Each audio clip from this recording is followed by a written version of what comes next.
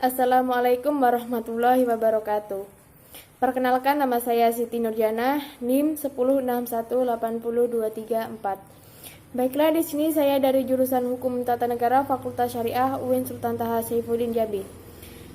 Di sini saya akan menjawab beberapa soal yang diberikan Bapak Z. Haryanto guna memenuhi tugas ujian tengah semester mata kuliah Hukum Lingkungan. Adapun pertanyaan pertama yaitu sebutkan dan jelaskan tujuan dari perlindungan dan pengelolaan lingkungan hidup menurut pasal 3 Undang-Undang Nomor 32 Tahun 2009. Di sini saya akan menjawabnya yaitu tujuan perlindungan dan pengelolaan lingkungan hidup menurut pasal 3 Undang-Undang Nomor 32 Tahun 2009 itu ada 10. Yang pertama yaitu melindungi wilayah negara kesatuan Republik Indonesia dari pencemaran dan atau kerusakan lingkungan hidup. Yang kedua yaitu menjamin keselamatan, kesehatan, dan kehidupan manusia. Yang ketiga yaitu menjamin kelangsungan kehidupan makhluk hidup dan kelestarian ekosistem. Yang keempat yaitu menjaga kelestarian fungsi lingkungan hidup. Yang kelima yaitu mencapai keserasian, keselarasan, dan keseimbangan lingkungan hidup. Yang keenam yaitu menjamin terpenuhinya keadilan generasi masa kini dan generasi masa depan. Yang ketujuh yaitu menjamin pemenuhan dan perlindungan hak atas lingkungan hidup sebagai bagian dari hak asasi manusia.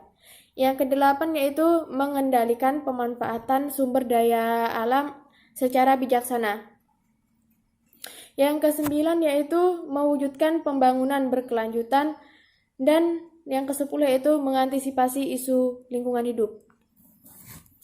Pertanyaan kedua yaitu pasal 2 Undang-Undang Nomor 32 Tahun 2009 merumuskan bahwa perlindungan dan pengelolaan lingkungan hidup dilaksanakan berdasarkan atas beberapa asas. Jelaskan. Baiklah, saya akan menjawabnya. Asas yang terdapat dalam pasal 2 Undang-Undang Nomor 32 Tahun 2009 tentang perlindungan dan pengelolaan lingkungan hidup itu ada 14. Yang pertama yaitu asas tanggung jawab negara. Yang dimaksud dengan asas tanggung jawab negara tersebut adalah negara menjamin pemanfaatan sumber daya alam dan akan memberikan manfaat yang sebesar-besarnya bagi kesejahteraan dan mutu hidup rakyat. Yang kedua yaitu asas kelestarian dan keberlanjutan. Yang ketiga yaitu asas keserasian dan keseimbangan. Yang dimaksud dengan asas tersebut adalah bahwa pemanfaatan lingkungan hidup yang harus memperhatikan kepentingan ekonomi, sosial, budaya, dan perlindungan serta pelestarian ekosistem. Yang keempat yaitu asas keterpaduan. Yang dimaksud dengan asas keterpaduan adalah dengan memadukan beberapa unsur arai. Yang kelima yaitu asas manfaat. Yang dimaksud dengan asas manfaat tersebut adalah bahwa segala usaha atau kegiatan pembangunan yang dilakukan harus sesuai dengan potensi sumber daya alam dan lingkungan hidup agar meningkatnya kesejahteraan masyarakat selaras dengan lingkungannya. Yang keenam yaitu asas kehati-hatian. Yang dimaksud dengan asas kehati-hatian tersebut adalah ketidakpastian terhadap dampak pelaksanaan kegiatan karena terbatasnya penguasaan ilmu pengetahuan dan teknologi tidak dapat dijadikan alasan untuk penundaan langkah-langkah meminimalisir pencemaran terhadap lingkungan hidup. Yang ketujuh yaitu asas keadilan. Yang dimaksud dengan asas keadilan tersebut yaitu bahwa perlindungan dan pengelolaan lingkungan hidup harus berdasarkan keadilan secara proporsional bagi semua lapisan masyarakat. Yang kedelapan yaitu asas eco-regulation. Yang dimaksud dengan asas tersebut adalah bahwa perlindungan pengelolaan lingkungan hidup harus memperhatikan kriteria-kriteria dengan sumber daya alam, ekosistem, kondisi geografis, budaya masyarakat setempat, dan kearifan lokal. Yang kesembilan yaitu asas keanekaragaman hayati. Yang dimaksud dengan asas keanekaragaman hayati tersebut adalah bahwa perlindungan dan pengelolaan lingkungan hidup harus mempertahankan keberadaan, keragaman, dan keberlanjutan sumber daya alam, nabati, dan sumber daya alam hewan. Yang ke-10 yaitu asas pencemar membayar. Yang dimaksud dengan asas tersebut adalah setiap penanggung jawab usaha dalam setiap kegiatannya yang menimbulkan pencemaran dan atau kerusakan lingkungan hidup diwajibkan menanggung biaya pemulihan lingkungan. Yang ke-11 yaitu asas partisipatif. Yang dimaksud dengan asas partisipatif tersebut adalah setiap anggota masyarakat diarahkan untuk berperan aktif baik secara langsung maupun tidak langsung dalam proses pengambilan keputusan dan pelaksanaan perlindungan dan pengelolaan lingkungan hidup. Yang ke-12 yaitu asas kearifan lokal. Yang dimaksud dengan asas kearifan lokal tersebut adalah bahwa dalam perlindungan dan pengelolaan lingkungan hidup juga harus memperhatikan nilai-nilai luhur yang berlaku dalam tata kehidupan masyarakat. Yang ke-13 yaitu asas tata kelola pemerintahan yang baik. Yang dimaksud dengan asas tersebut adalah perlindungan dan pengelolaan lingkungan hidup didasari oleh prinsip partisipasi, transparansi, akuntabilitas, efisiensi, dan keadilan. Yang ke-14 atau yang terakhir yaitu asas otonomi daerah. Yang dimaksud dengan asas tersebut adalah bahwa pemerintah daerah mengatur dan mengurus sendiri urusan pemerintahan dalam bidang perlindungan dan pengelolaan lingkungan hidup. Itulah jawaban dari pertanyaan kedua.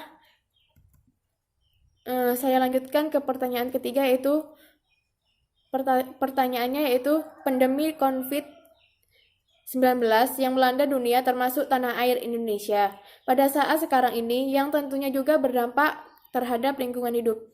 Jelaskan pendapat saudara tentang dampak yang dimaksud dalam perspektif hukum lingkungan.